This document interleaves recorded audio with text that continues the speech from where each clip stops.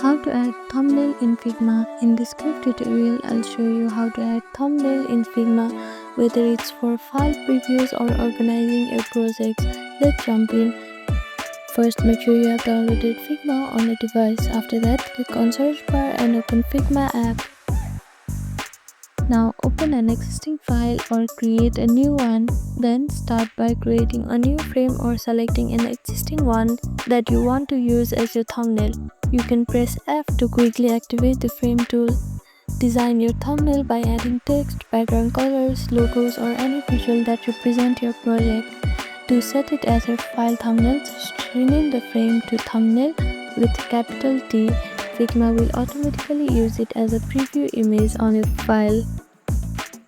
It's best to place your thumbnail frame at the top or outside your main design area so it does not interfere with other content.